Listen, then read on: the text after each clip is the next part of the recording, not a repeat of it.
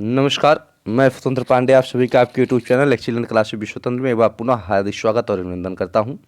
आशा करता हूं, उम्मीद करता हूं सब लोग स्वस्थ होंगे, प्रसन्न होंगे और मस्त होंगे। आज फिर से 2 दिन का गैप हो गया था, उसके लिए हम आप सभी से क्षमा प्रार्थी हैं। कल्याण बैच के साथ प्रैक्टिस नंबर 5 लेकर के आप सामने प्रस्तुत हो रहे हैं। चलिए देखते हैं किस किस परीक्षाओं के लिए महत्वपूर्ण है।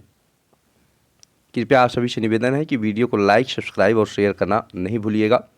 तो यह आपका यूपी टेट,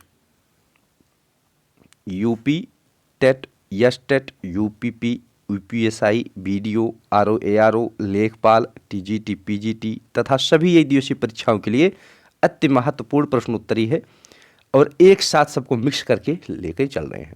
जो नहीं जो व्याकरण आपका टीजीटी पीजीटी में आए वो यूपी टेट में आए, या भी जो नहीं जो यूपी टेट का व्याकरण हो या टीजीटी पीजीटी में ना आए। ऐसा नहीं है कि अगर बी यूपीएसआई का व्याकरण है तो यूपीपी में नहीं आ सकता है, ठीक है ना। तो सभी को एक साथ मद्देनजर रखते हुए हम लोग लेकर चल रहे हैं।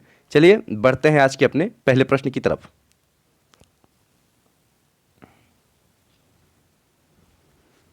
पहला प्रश्न आपके सामने है, लिखा है निम्न में से कौन सा हंस पद चिन्ह नहीं है? A option, B option, C option या डी ऑप्शन। निम्न में से कौन सा हंस पद चिन्ह नहीं है कह रहा है। A option, B option, C option या डी ऑप्शन। लाइव चैट पर सभी लोग जो भी लाइव जुड़े हुए हैं सबसे निवेदन है कि शेयर करिए, वीडियो को लाइक करिए और कमेंट बॉक्स में अपना जवाब देते रहिए। निम्न में से कौन सा हंस पद चिन्ह नहीं है पूछ रहा है। तो हंस पद चिन्ह को एक और कहा जाता है, इसे बोलते हैं त्रुटि बोधक। क्या बोलते हैं? त्रुटि बोधक। त्रुटि बोधक चिन्ह भी इसको बोला जाता है, ठीक है ना। तो कौन सा ऑप्शन इसमें से आपका राइट उत्तर होगा? तो ए वाला ऑप्शन आपका राइट उत्तर होगा। जब त्रुटि बोधक का मतलब हुआ जब हम लोग कोई वाक्य या कोई निबंध या कुछ लिखते हूं और अगर हमने जैसे लिखा राम और फिर हमने लिखा श्याम, अब यहां बीच में कुछ अगर शब्द छूट जाता है और इसको हमें लिखना हो तो हम लोग हंस पद या त्रुटि बोधक चिन्ह का प्रयोग करते हैं,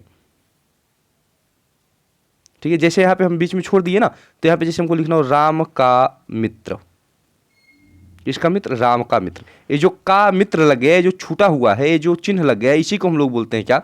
हंस पद चिन्ह या त्रुटि बोधक चिन्ह कहते हैं इसको। प्रश्न संख्या 2 की बात करते हैं। लिखा है जिस क्रिया का फल कर्म पर नहीं पड़ता है उसे कहते हैं क्या?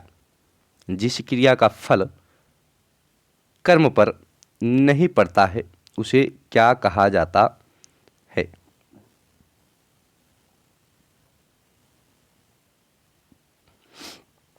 ए ऑप्शन अकर्मक, बी ऑप्शन सकर्मक, सी ऑप्शन संयुक्त, डी ऑप्शन प्रेरणार्थक क्रिया। अकर्मक, सकर्मक, संयुक्त या प्रेरणार्थक क्रिया। अकर्मक, अकर्मक पे लिखा हुआ है सीधा आ प्लस कर्मक, मतलब कि यह हुआ कि जिनके साथ कर्म ना हो। सकर्मक, सा प्लस कर्मक, मतलब सा प्लस कर्म।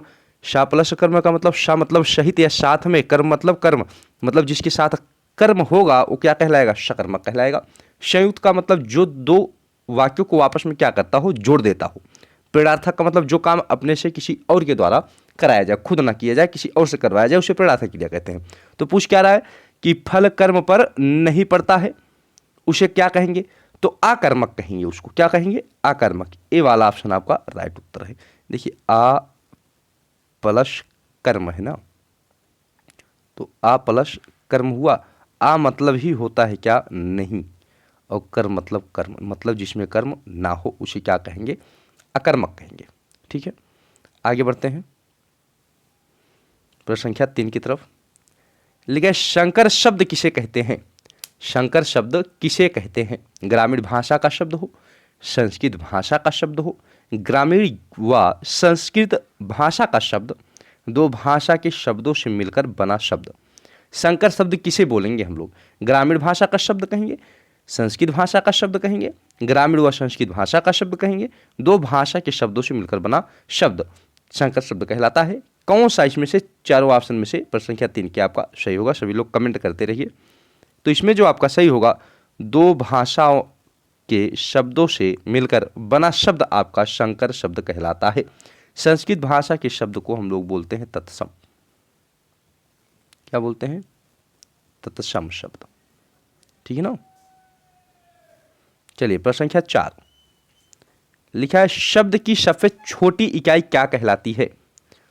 शब्द की सबसे छोटी इकाई क्या कहलाती है? स्वर, वर्ण, स्वर, वर्ण, व्यंजन, अयोगवाह। स्वर किसे कहते हैं? जिसे किसी की सहायता ना लेनी पड़े। किसे कहेंगे शब्द? स्वर। स्वतंत्र रूप से जो बोले जाते हैं उसको क्या कहते हैं? स्वतंत्र रूप से बोले जाने वाले। ठीक है ना। जो स्वतंत्र रूप से बोलते हैं उनको हम क्या कहते हैं? स्वर कहते हैं। वर्ण का मतलब क्या हुआ? वर्ण का मतलब हुआ जो हम लोग ध्वनि को बोलते हैं उसको जो हम लोग लिखते हैं वही क्या कहलाता है? वर्ण। जैसे हम कहते हैं का, खा। ठीक है ना। ये सब हमारे क्या है? वर्ण है। व्यंजन तो का, खा, गा, घा, ये सब क्या है? व्यंजन है। इसमें आपका आ भी आ सकता है, दीर्घ आ भी आ सकता है। तो परिभाषा क्या होती है वर्ण की? ध्वनि के लिखित रूप को हम लोग क्या कहते हैं? वर्ण कहते हैं। ध्वनि का मतलब हुआ जैसे हम बोल दे आ ई उ का की कू, तो मतलब ये सब हमारे क्या है? ध्वनियाँ हैं जो हमारे मुंह से निकलती हैं। लेकिन अगर वर्ण की बात करते हैं तो कहें कि ध्वनि के लिखित रूप को, मतलब जो हमने बोला आ, हमने बोला का, इसको हम जब लिख देंगे वो हमारी क्या हो जाएंगी? वर्ण हो जाएंगे। ठीक है ना। व्यंजन का मतलब क्या हुआ? व्यंजन का मतलब का, खा, गा, घा, अंगा, चाशा, जशा, य, टाठा, डढ़ा, ताथा, दाधाना, पापा, पापा, यारा, लावा, श। ठीक है ना। ये सब हमारे क्या है? ये सब व्यंजन है। व्यंजन की परिभाषा की अगर बात करेगा तो क्या बोलेगा? जो स्वतंत्र रूप से ना बोले जाए या फिर जिन्हें स्वर की सहायता से हम बोलेंगे वही क्या कहलाएंगे? व्यंजन कहलाएंगे। अयोगवाह। अयोगवाह दो शब्द दो होते हैं। कौन कौन से? एक होता है अंक और एक होता है आहा। दो अयोगवाह होते हैं। अयोगवाह, आ योग वाह, 3 खंड में इसको हम लोग अगर तोड़ दें, आ योग और वाह। आ मतलब नहीं, योग मतलब चलना या वाहन करना, योग मतलब चलना, वाह मतलब वहन करना या वाहक, मतलब जो साथ में किसी के ना चलते हो, मतलब कि ऐसे वर्ण जो ना तो स्वर हो ना तो व्यंजन हो, परंतु जरूरत पड़ने पर क्या हो, वो एक दूसरे के साथ चल लेते हो, उन्हीं को हम लोग क्या बोलते हैं? अयोगवाह। तो पूछ क्या रहा है? पूछ रहा है शब्द की सबसे छोटी इकाई। शब्द की सबसे छोटी इकाई की जगह अगर पूछ ले लघुत्तम, क्या पूछ ले? लघुत्तम, तब भी आपको वही बताना है जो हम बताने वाले हैं। शब्द की सबसे छोटी इकाई क्या है? वर्ण है। अगर ऑप्शन में वर्ण नहीं है तब हम लोग लिखेंगे क्या? ध्वनि। क्या लिखेंगे? ध्वनि। शब्द की जगह अगर भाषा दे दिया, ये भी जानते रहिए, शब्द की जगह अगर दे दिया भाषा, शब्द की जगह अगर दे दिया भाषा, तब भी आपका आंसर क्या होगा? वर्ण होगा। ठीक है ना। तो इस चीज को ध्यान रखिए। शब्द की सबसे छोटी इकाई पूछे, भाषा की सबसे छोटी इकाई पूछे तो वर्ण कहलाएगी। भाषा की सबसे छोटी इकाई वर्ण, भाषा की लघुत्तम इकाई वर्ण, भाषा की सूक्ष्मतम इकाई वर्ण, भाषा की न्यूनतम इकाई वर्ण, भाषा की सबसे छोटी इकाई ध्वनि, भाषा की सबसे लघुत्तम इकाई ध्वनि। तो अगर ऑप्शन में दोनों आए तो हम लोग ध्वनि को प्राथमिकता ज्यादा देंगे। बस कहने का मतलब इतना है। अगर भाषा से पूछे या फिर शब्द से पूछे, दोनों बात आपकी अलग अलग। भाषा से ही शब्द का निर्माण होता है ना, शब्द से ही भाषा का निर्माण होता है। ठीक। चलिए प्रश्न संख्या 5 लिखा है, भाषा की सार्थक लघुत्तम इकाई क्या है? शब्द है, वर्ण है, भाषा है या स्वर है? शब्द है, वर्ण है, भाषा है या स्वर है? भाषा की सार्थक लघुत्तम इकाई क्या है? तो भाषा की जो सार्थक लघुत्तम इकाई होती है वह कहलाती है शब्द। क्या कहलाती है? शब्द। ए वाला ऑप्शन आपका राइट उत्तर होगा। अगर सार्थक नहीं देगा तब होगी क्या? वर्ण। जब सार्थक को काट दे तब होगी वर्ण, नहीं तो क्या होगी? शब्द होगी। ध्यान में रखिएगा। भाषा की लघुत्तम इकाई पूछता है तो वर्ण, भाषा की सार्थक लघुत्तम इकाई अगर पूछा तो शब्द। ठीक है भैया। चलिए आगे बढ़ते प्रश्न संख्या 6 की तरफ। लिखा है, चाशनी शब्द है। चाशनी शब्द कहां से आया हुआ है? अरब का, तुर्की का, देशज का, फारसी का। अरब का, तुर्की का, देशज का, फारसी का। तो कौन सा होगा? डी ऑप्शन आपका राइट उत्तर होगा। कौन सा ऑप्शन आपका सही होगा? D option. चलिए बढ़ते हैं प्रश्न संख्या 7 की तरफ। राम की गाय दूध देती है। राम की गाय दूध देती है, कौन सा वाक्य है? सरल वाक्य, संयुक्त वाक्य, मिश्र वाक्य, इनमें से कोई नहीं। सभी लोग उत्तर देते रहिए। सरल वाक्य, संयुक्त वाक्य, मिश्र वाक्य या इनमें से कोई नहीं। देखिए संयुक्त वाक्य का मतलब क्या? संयुक्त क्रिया, संयुक्त वाक्य का मतलब हो गया जब दो क्रिया या दो से अधिक धातुओं का मेल से बनती है तो उनको संयुक्त क्रिया कहते हैं। अब सरल वाक्य क्या है? सरल वाक्य जो सीधा सीधा लिख उठे, जैसे कि हम लोग बोल सकते हैं क्या, राम की गाय दूध देती है, तो यह क्या है? यह भी आपका जो है क्या है? सरल वाक्य है। राम की गाय दे रही है, दूध दे रही है। देखिए जब किसी वाक्य में एक क्रिया होती है और एक कर्ता होता है उसे सरल वाक्य बोलते हैं। समझ में आया? सरल वाक्य से कहेंगे जब किसी वाक्य में एक क्रिया होती है और एक कर्ता होता है। राम क्या है? एक कर्ता है। दूध देना क्या है? एक ही क्रिया है। गाय दूध देती है तो गाय ही दूध देगी, राम थोड़ी ना देगा दूध। तो ये क्या हो गया? सरल वाक्य हो गया। ए वाला ऑप्शन आपका राइट उत्तर हो गया। कौन सा? ए वाला। संयुक्त वाक्य भी जान लीजिए थोड़ा सा।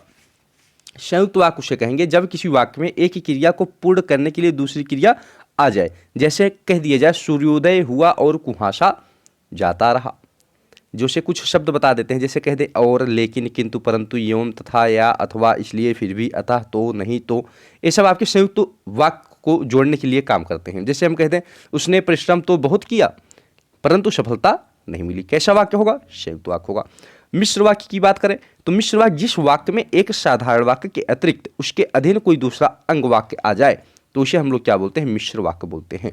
जैसे कह दें जोड़ने के लिए हम क्या प्रयोग करेंगे? कि, जैसे, जो, वह, जितना, उतना, जैसे, वैसे, तब, तक, जहाँ, कैसे, जैसा, वैसा, अगर, मगर, है ना? ये सब क्या है? ये सब है मिश्र वाक्य। इसमें जैसे कह दिया जाए कि उसने कहा कि मैं घर जाऊंगा, उसने कहा मैं घर जाऊंगा, तो ये क्या हो गया? ये मिश्र वाक्य हो गया। की जुड़ गया ना साथ में, तो ये मिश्र वाक्य हो गया। ठीक है, आगे बढ़ते प्रश्न संख्या 8 की तरफ। लिखा है पर्यायवाची की दृष्टि से एक वाक्य शुद्ध है, कौन सा? इसको छोटा कर लेते हैं थोड़ा सा और लीजिए। लिखा है पर्यायवाची की दृष्टि से एक वाक्य, एक वर्ग अशुद्ध है, कौन सा वर्ग अशुद्ध होगा? ए वाले ऑप्शन में देखिए सरोज, जलज, पंकज, सारंग, राजीव, कानन। बी ऑप्शन है भास्कर, प्रकाश, तेज, दिनकर, दिवाकर। सी ऑप्शन है कृष्णानु, दहन, आग, पावक, वायुशखा। डी ऑप्शन है इंदिरा, भार्गवी, श्री, रमा, हरिप्रिया, कमला। तो कौन सा इसमें से आपका राइट उत्तर होगा? 8 में कौन सा उत्तर राइट होगा? तो 8 में जो आपका होगा वो कौन सा है? ए वाला ऑप्शन आपका राइट उत्तर है। कौन सा? ए वाला ऑप्शन। इसमें देखिए कानन है ना, कानन, ए गलत हो गया। कानन, कानन का मतलब होता है जंगल।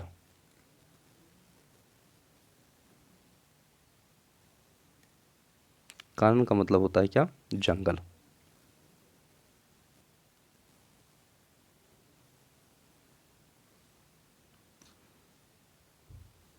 ठीक है।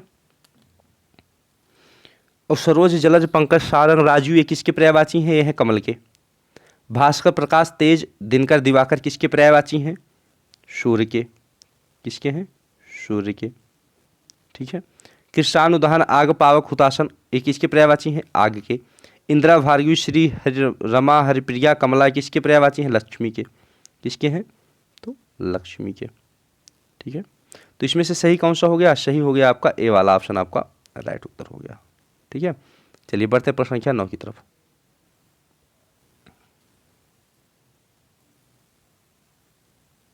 देखिए 9 में क्या लिखा है? 9 में लिखा है निम्नलिखित में से एक वर्ग पर्यायवाची का अशुद्ध है, कौन सा? अमरपति, देवपति, देवराज, देवाधिप, दिवेश। ये तो पूरे सही हैं। ये किसके हैं? इंद्र के पर्यायवाची हैं। किसके? इंद्र के। ठीक है। इला, गिरा, निधात्री, कर्णिका, वीणा, पाणी ये हैं सरस्वती जी के। किसके? सरस्वती जी के।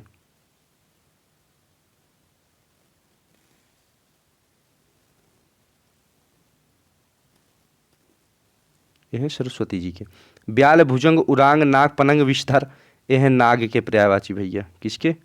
नाग के। सुधा स्वयं पीयूष सुरभोग अमीय नभ, ये देखिए अमीय तक तो सही है आपका, कहाँ तक? अमीय तक। अमीय तक किसके पर्यायवाची हैं? अमृत के। किसके? अमृत। लेकिन नभ आ गया, नभ यहाँ पे आपका है क्या? गलत। तो डी वाला ऑप्शन आपका राइट उत्तर होगा। कौन सा? डी वाला ऑप्शन। ठीक है, डी वाला ऑप्शन आपका राइट उत्तर होगा। चलिए पढ़ते हैं प्रश्न संख्या 11 की तरफ। नभ किसका है? आकाश का है, ठीक है ना। प्रश्न संख्या 10 लिखा है वीर पुत्र को जन्म देने वाली स्त्री हेतु एक शब्द क्या होगा? वसुंधरा, माता, जननी, वीर प्रसू। कौन सा इसमें से उत्तर राइट होगा? प्रश्न संख्या 10 की बात कर रहा है। सभी लोग उत्तर देते रहिए। तो 10 का कौन सा उत्तर सही होगा? डी वाला। वीर पुत्र को जन्म देने वाली स्त्री होगी, उसके लिए एक शब्द क्या कहलाएगा? वीर प्रसू। चलिए प्रश्न संख्या 11 लिखा है जो नभ में चलता है उसके लिए उपयुक्त शब्द है। जो नभ में चलता है उसके लिए उपयुक्त शब्द है। खेचर, खच्चर, नभोत्पन्न, नभचाली। खेचर, खच्चर, नभोत्पन्न, नभचाली। सही उत्तर आपका हो गया क्या? खेचर होगा। खच्चर नहीं होगा। खच्चर जो गधा को हम लोग बांध कर चलाते हैं उसको कहते हैं खच्चर, या कहते हैं घोड़ा को बांध कर जो चलाया जाता है उसको बोलते हैं खच्चर, ठीक है ना। प्रश्न संख्या 11 लिखा है निर्गुण शब्द का उपसर्ग बताना है। नी, निर, निर्गुण या नी। कमेंट बॉक्स में आप लोग कमेंट करते रहिए, यानी कि लाइव चैट पर कमेंट करते रहिए। निर्गुण शब्द का उपसर्ग बताइए कौन सा होगा? बी वाला ऑप्शन निर। कौन सा? बी वाला ऑप्शन आपका राइट उत्तर होगा। प्रश्न संख्या 13 अनु उपसर्ग से बना शब्द चुनना है। अनुचर, अनुपमा, अंतर, अनुत्तर। देखिए अनु प्लस उत्तर, अनु प्लस उत्तर ये तो नहीं होगा। अनु प्लस उत्तर नहीं होगा। अंतर, अनु प्लस उत्तर करेंगे दीर्घ उ हो जाएगा ना, ते नहीं होगा। अंतर यह भी नहीं होगा। अनुपमा नहीं होगा। अनु प्लस उपमा ये भी नहीं होगा। अनुचर, अनु प्लस चर, ए वाला ऑप्शन आपका राइट उत्तर है। 13 का ए, ठीक है। आगे बढ़ते प्रश्न संख्या 14 की तरफ। लिखा है जिसे बुढ़ापा ना आए। जिसे बुढ़ापा ना आए उसका तो मौज ही मौज है। जिसे बुढ़ापा ना आए से तात्पर्य क्या होगा? निर्जर, निर्जर, अजर या अमर। जिसे बुढ़ापा ना आए उसके लिए एक शब्द क्या होगा? तो 14 में आपका कौन सा सही उत्तर हो गया? 14 में आपका अजर, सी वाला ऑप्शन आपका राइट उत्तर हो गया। जिसे बुढ़ापा ना आए उसको हम लोग बोलेंगे क्या? अजर। प्रश्न संख्या 15 मुहावरा आ गया एक, गड़े मुर्दे उखाड़ना। मुहावरे का अर्थ क्या है? जैसे कह दिया जाए कि गड़े मुर्दे उखाड़ना का अर्थ क्या हुआ? जो पुरानी बातें कोई हों उसको क्या कर दिया जाए? दोहरा दिया जाए। जैसे हम आप किसी को किसी से झगड़ा किए हों और फिर से एक बार झगड़ा हो गई हो उसी मुद्दे को लेकर, तो ये क्या होगा? गड़े मुर्दे उखाड़ने वाली बात हो गई। तो कब्रिस्तान में शरारत करना गलत हो गया, व्यर्थ श्रम करना गलत हो गया, अंतिम संस्कार गलत हो गया। तो डी वाला ऑप्शन आपका राइट उत्तर है, पुरानी बातों को दोहराना। प्रश्न संख्या 16 लिखा है वृक्ष छाया शब्द में संधि है। वृक्ष छाया शब्द में संधि है। स्वर संधि, विसर्ग संधि, व्यंजन संधि या दीर्घ संधि। वृक्ष छाया, वृक्ष प्लस छाया होता है। इसका क्या होता है? वृक्ष प्लस छाया। लेकिन नियम इसमें आपका नहीं लगेगा, ठीक है ना। यदि चा या छा के बाद छा या झा हो तो उसके बीच में चा को जोड़ दिया जाता है, ये नियम लगता है। लेकिन यहाँ पे छा आ गया है तो इसके लिए यहाँ पे होगा व्यंजन संधि ही, ठीक है ना। संधि विच्छेद नहीं पूछेगा, जब भी पूछेगा वृक्ष छाया में कौन सी संधि है तो ये बताना है, ठीक है। आगे बढ़ते हैं। 17 लिखा है नायक शब्द का संधि है गुड़, यड़, अयादि, दीर्घ। नायक शब्द का संधि है गुड़, यड़, अयादि, दीर्घ। नायक भैया, नायक मूवी की बात नहीं हो रही, ध्यान रखिए। नय प्लस अकाह, नय प्लस अकाह, अरे यार नय प्लस अक होगा नायक का। जब हम लोग ना को आधा करेंगे तो निकलेगा क्या? आय। और इधर क्या है? आ। कहेंगे ऐ के बाद अगर आ आए तो यहाँ पे ऐ का आय हो जाता है। क्या हो जाता है? आय। तो ये आ कहाँ जुड़ेगा? ना में, तो बन गया क्या? ना पे आ की मात्रा। या है आधा, तो आ को कहाँ जोड़ देना है? या में। इसको या में जोड़िए, बन गया या। और इधर क्या है? का। तो क्या हो गया? नायक हो गया। कौन सी संधि हो गई? अयादि संधि, ठीक है। कौन सी संधि? अयादि संधि। ए ऐ ओ औ के बाद, ए ऐ ओ औ के बाद, ए ऐ ओ औ के बाद यदि भिन्न स्वर आता है तो ए का अय का आय, ओ का औ का आओ हो जाता है। यह नियम क्या है? अयादि का। ठीक है। प्रश्न संख्या 18, कठपुतली शब्द में समास बताना है। कठपुतली का अगर समास विग्रह हम लोग करें तो क्या लिख सकते हैं? काठ की पुतली, काठ की पुतली। ठीक है, काठ की पुतली। तो की किस में लग गया? की किस में लग गया? की आपका लग गया संबंध तत्पुरुष। कौन सा? संबंध कारक। तो यहाँ पे संबंध तत्पुरुष तो है नहीं ऑप्शन में, तो तत्पुरुष होगा, बेविभा होगा, कर्मधारय होगा, बहुव्रीहि होगा। कौन सा उत्तर उसमें यहाँ पे राइट होगा? तो ए वाला। तत्पुरुष संबंध तत्पुरुष नहीं है तो कौन सा है? तत्पुरुष है ना, तो ही लगाइए। ए ऑप्शन आपका सही हो गया, काठ की पुतली कहेंगे। ठीक है ना। प्रश्न संख्या 19 लिखा है द्विरद शब्द में समास है। तत्पुरुष अव्ययी भाव कर्मधारय बहुव्रीहि। द्विरद का मतलब होता है दो दांत वाला, दो दांत वाला। अब दो दांत वाला कौन है? हाथी ही तो। कौन? अर्थात कौन? हाथी। तो जब तीसरे की प्रधानता दे दे कौन सा समास होता है? बहुव्रीहि समास। प्रश्न संख्या 20 कौन है द्वार पर हरि में राधे, वानर का यहाँ क्या काम? इस पंक्ति में कौन सा अलंकार होगा? कौन है द्वार पर हरि में राधे, वानर का यहाँ क्या काम? इस वाक्य पंक्ति में कौन सा अलंकार है? अनुप्रास अलंकार, श्लेष अलंकार, यमक अलंकार, रूपक अलंकार। ऑप्शन में थोड़ा सा गलतियां हो गई हैं, थोड़ी सी गलती हो गई है ऑप्शन में। यहाँ पे श्लेष वक्रोक्ति होना चाहिए। क्या होना चाहिए? श्लेष वक्रोक्ति, श्लेष वक्रोक्ति अलंकार होना चाहिए। देखिए वक्रोक्ति अलंकार एक है। आपकी अलंकार में क्या था? वक्रोक्ति अलंकार में आपके दो चीजें हैं। वक्रोक्ति अलंकार आपका अलग है और श्लेष वक्रोक्ति उसका क्या है? भेद है। तो देखिए जब भी समझिए वक्रोक्ति अलंकार किसे कहेंगे कि जहां कंठ ध्वनि के कारण श्रोता शब्दों को उसके अभिप्राय से भिन्न अर्थ निकाल लिया जाता है, उसे वक्रोक्ति अलंकार कहा जाता है। ठीक ना। लेकिन श्लेष वक्रोक्ति क्या होता है? श्लेष में अनेक अर्थ होते हैं, लेकिन वक्रोक्ति में श्रोता वक्त के शब्दों का जो करता है जानबूझकर दूसरा अर्थ ले लेता है। तो यहां पर क्या हुआ? कौन है द्वार पर? श्री कृष्ण राधिका जी के पास गए और दरवाजे को खटखटाया, पूछा कौन है द्वार पर? हरिमय राधे। कौन है द्वार पर? हरिमय राधे। उन्होंने कहा राधिका मैं हरि, हरि मतलब भगवान कृष्ण। तो उन्होंने क्या कहा? वानर का यहाँ क्या काम? मतलब राधिका जो है जानबूझकर कह रही हैं कि यहाँ वानर का क्या काम है। मतलब इन्होंने क्या किया? हरि का अर्थ वानर से लगा दिया। तो यहाँ पे कौन सा अलंकार होगा? बी वाला आपका ऑप्शन राइट उत्तर होगा। श्लेष वक्रोक्ति कहते हैं इसको। ठीक है। प्रश्न संख्या 21 लिखा है पानी बीच मीन प्यासी, मोहि सुनि सुनि आवे हंसी। पानी बीच मीन प्यासी, मोहि सुनि सुनि आवे हंसी में कौन सा अलंकार है? रूपक, उपमा, विशेषोक्ति, भ्रांतिमान। रूपक, उपमा, विशेषोक्ति, भ्रांतिमान। तो यहाँ पे होगा आपका सी वाला ऑप्शन विशेषोक्ति अलंकार। बढ़ा चढ़ाकर बात माफ कीजिएगा, इसमें होता है विशेषोक्ति में।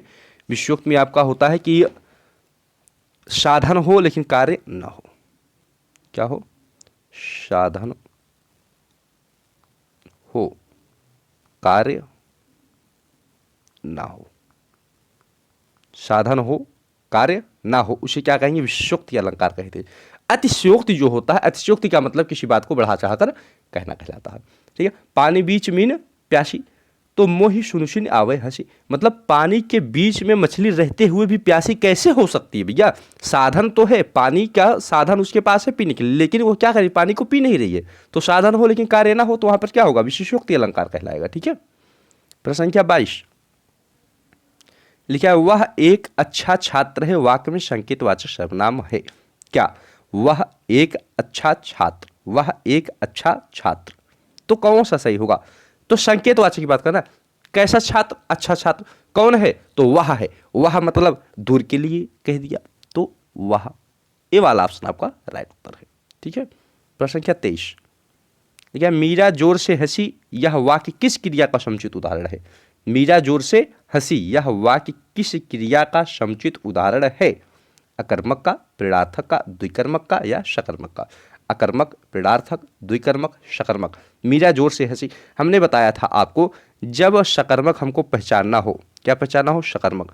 तो कहेंगे क्या, किसे, किसको का प्रश्न करिए, किसको का प्रश्न करिए और अद्युत्तर मिलता है तो सकर्मक होगा, नहीं तो अकर्मक। कहे कि क्या हस्ती है, नहीं पता। मान लो कह दे क्या हंसती है, तो कह दे आप जोर से। किसे हंसती है तो नहीं पता ना किसको हंसती है, वो तो जोर से हंस रही है। क्या कारण है, नहीं पता है। किसको हंसती है, नहीं पता है हमको। किस लिए हंसती है, किसके लिए हंसती है, कुछ नहीं पता है। तो कौन सी क्रिया होगी? अकर्मक क्रिया कहलाती है। कौन सी? अकर्मक। तो इसका ए वाला ऑप्शन। जब हम क्या, किसे, किसको से प्रश्न करेंगे, यदि उत्तर मिलता है तो सकर्मक, नहीं मिलता तो अकर्मक। बस इतने बातें ध्यान में रखिए आप लोग। ठीक है। प्रश्न संख्या 24। सभी लोग शेयर, लाइक, सब्सक्राइब जो नए जुड़े हैं करते रहिए। वह बहुत धार्मिक व्यक्ति है, वाक्य में रेखांकित पद क्या कहलाएगा? संज्ञा, सर्वनाम, क्रिया, विशेषण। वह बहुत धार्मिक व्यक्ति है। वह क्या है? बहुत ही धार्मिक व्यक्ति है, मतलब बहुत धार्मिक व्यक्ति है। कैसा व्यक्ति है? तो धार्मिक व्यक्ति है। व्यक्ति की क्या कर रहा है? धार्मिक क्या कर रहा है? व्यक्ति की विशेषता बता रहा है। तो जिसकी विशेषता बताए उसे क्या कहते हैं? विशेषण। ठीक है। या कहते हैं जो संज्ञा सर्वनाम की विशेषता बताता है उसे विशेषण कहा जाता है। तो यह व्यक्ति की विशेषता बता रहा है क्या? धार्मिक। कि व्यक्ति कैसा है? तो धार्मिक है, तो विशेषण हो गया। ठीक है ना। चलिए आगे बढ़ते हैं 25 पे।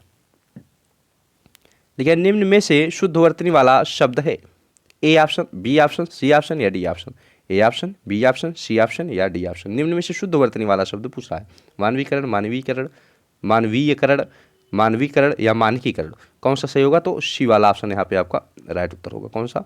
सी वाला ऑप्शन आपका राइट उत्तर है। प्रश्न संख्या 26 लिखा है, गुच्छा शब्द में कौन सी संज्ञा है? जातिवाचक, व्यक्तिवाचक, समूहवाचक या द्रव्यवाचक। गुच्छा शब्द में कौन सी संज्ञा होगी? जातिवाचक, व्यक्तिवाचक, समूहवाचक या द्रव्यवाचक। गुच्छा, परिवार, सभा, दल, ये सब शब्द किसके अंतर्गत आते हैं? समूह के अंतर्गत। ठीक है ना। तो कौन से हो गए? समूहवाचक। व्यक्तिवाचक का मतलब जो एक व्यक्ति या एक वस्तु का बोध करता है उसे व्यक्तिवाचक संज्ञा कहते हैं। जो जातिवाचक क्या हो गया? जो संपूर्ण जाति को बोध करे। जैसे कहते औरत जाति, पुरुष जाति, लड़का जाति, स्त्री जाति, कुर्सी जाति, सब जातिवाचक में आएंगे। कुर्सी की कितनी जाति है पता नहीं है, 3 पावा, 4 पावा, 4 पावा, कैसे हैं कुछ नहीं पता है। द्रव्यवाचक में पानी हो गया, ये सब के नाप तोल वाली चीजें हो गई, उसे द्रव्यवाचक कहते हैं। ठीक है। प्रश्न संख्या 27 लिखा है, निम्नलिखित इकारांत शब्दों में एक पुल्लिंग है, उसे चयनित कीजिए। पानी, नदी, रोटी, बकरी। पानी, नदी, रोटी, बकरी। निम्नलिखित इकारांत शब्दों में एक पुल्लिंग है, उसे में क्या करना है? चयन करना है। तो ए ऑप्शन पानी, बी ऑप्शन नदी, सी ऑप्शन रोटी, डी ऑप्शन बकरी। तो यहाँ पे कौन सा हो गया? ए वाला ऑप्शन आपका राइट उत्तर हो गया। कौन सा? पानी। नदी में कुछ अपवाद हैं, लेकिन जब कब अपवाद माने जाएंगे? जब वो सीधा सीधा पूछ लेगा कि सोन नदी में कौन सी संज्ञा होगी, कौन सा लिंग होगा, कौन सा लिंग होगा। तो इसमें 2 अपवाद हैं, एक है सोन और एक है ब्रह्मपुत्र। ठीक है। ये दोनों आपके क्या हैं? पुल्लिंग हैं। बाकी सारी नदियों के नाम आपके स्त्रीलिंग होते हैं। ठीक है ना। चलिए, क्लियर हो गया होगा। नदी में 2 अपवाद है। 2 अपवाद का मतलब दोनों क्या है? पुरुष है। बाकी सभी नदियां स्त्रीलिंग है। पुरुष में कौन सा? एक सोन और एक ब्रह्मपुत्र। 2 नदियां अगर पूछता है तो ये आपके पुरुषवाचक यानी कि पुरुष में आएंगे। कह सकते हैं क्या? लिंग में आपके पुल्लिंग में होंगे। बाकी सभी नदियों के नाम क्या होते हैं? स्त्रीलिंग होते हैं। ठीक है। आगे बढ़िए 28 नंबर पे लिखिए, फणीश्वरनाथ रेणु किसके लेखक हैं? फणीश्वरनाथ रेणु किसके लेखक हैं? गबन, गीतांजलि, मैलांचल, कमायनी। गबन, गीतांजलि, मैलांचल या कमायनी। गबन किसकी है? प्रेमचंद्र जी की है। किसकी है? प्रेमचंद्र। गीतांजलि किसकी है? रविन्द्रनाथ टैगोर जी की, टैगोर जी की है। मैलांचल इन्हीं क्या है। सी वाला ऑप्शन आपका राइट उत्तर होगा। कमायनी जयशंकर प्रसाद, जयशंकर प्रसाद की क्या है? कमायनी है। ठीक है। प्रश्न संख्या 29 हिंदी नए चाल में ढली कथन किसका है? हजारी प्रसाद द्विवेदी, भारतेंद्र हरिश्चंद्र, रामचंद्र शुक्ल, नागेंद्र। हिंदी नए चाल में ढली, हिंदी नए चाल में ढली किसका कथन है? हजारी प्रसाद द्विवेदी, भारतेंद्र हरिश्चंद्र, रामचंद्र शुक्ल, नागेंद्र। बी वाला ऑप्शन आपका यहाँ पे राइट उत्तर होगा। साहित्य की बातें हैं। भारतेंद्र हरिश्चंद्र हिंदी नए चाल में ढली, ये बोले थे कौन? भारतेंद्र हरिश्चंद्र जी। बी वाला ऑप्शन आपका राइट उत्तर होगा। प्रश्न संख्या 30 की बात करते हैं। लिखा है, अपने अपने पिंजरे किसकी आत्मकथा है? अपने अपने पिंजरे किसकी आत्मकथा है? ओम प्रकाश वाल्मीकि जी का, मोहनदास नैमिषारण्य जी का, नैमिषारण्य राय, जयप्रकाश करदम, शिवराज सिंह चैन, किसकी है? अपने अपने पिंजरे किसकी आत्मकथा है? तो मोहनदास नैमिषारण्य जी की है। ठीक है, बी वाला ऑप्शन आपका राइट उत्तर है। अपने अपने पिंजरे किसकी है? तो मोहनदास नैमिषारण्य जी की। चलिए बस आज के लिए इतना ही। फिर से कल मिलेंगे रात्रि 9 बजे सेम टाइम। कितने बजे भैया? 9 बजे।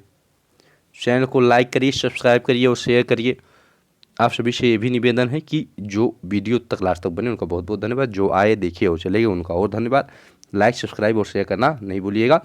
शेयर जरूर करिए, सब्सक्राइब वो लोग देखेंगे उनके मन में आएगा तो करेंगे, लेकिन शेयर जरूर करते रहिए आप लोग। आप सभी का बहुत बहुत धन्यवाद। आपका दिन, माफ़ी चाहते हैं, आपका दिन क्या रात हो गई है। आप सभी को शुभ रात्रि और आने वाला दिन आपका मंगलमय हो। Thank you very much.